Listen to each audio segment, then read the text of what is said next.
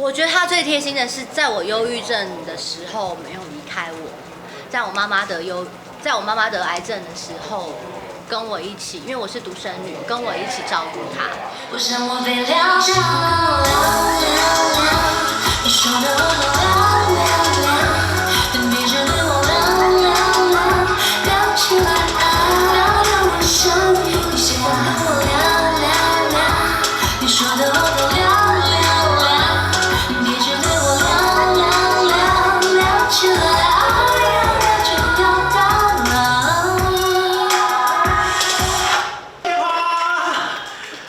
奶哥因为SOA的单曲制作人就是孟基勇本人呐，我们先拍个照好不好？来看看我们中间的相机。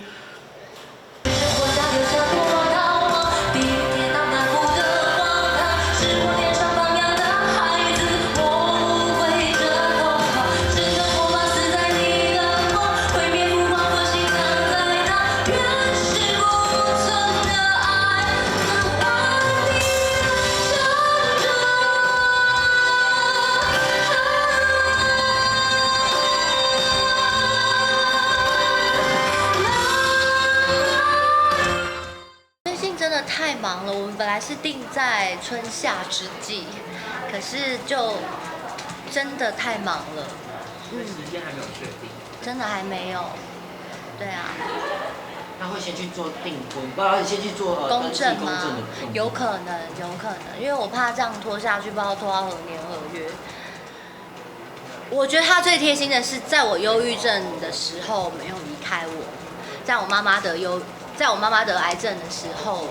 跟我一起，因为我是独生女，跟我一起照顾她。她非常的不贴心，她也很不细心。不要这样写，她会不会很伤心？就是他就是一个真的很木讷的男生，但是他在我最糟糕的时候，从来没有说我不好，他也没有离开我，在我最困难的时候，在我妈妈口腔癌，然后只有我一个人照顾，然后我妈妈又状况很糟，又不接受治疗，然后我妈妈脾气也很差，还会骂她什么的，但是她没有一句怨言，她就是陪伴我。还有我忧郁症，我撞墙，或者是我大失控，我在事业的低谷，在等等的低谷的时候，她从来不会像以前的男朋友去批评我，她不会，她觉得是这个世界害我这样子的，所以她让我能够他能够让我重拾我的信心。你说我吧？我之前照顾妈妈的时候，我会失控到去撞墙。对，因为就是太无助，然后妈妈又不让我照顾，然后他又在发脾气，而且就是他可能已经剩最后1个月，但他却不让我好好照顾的时候。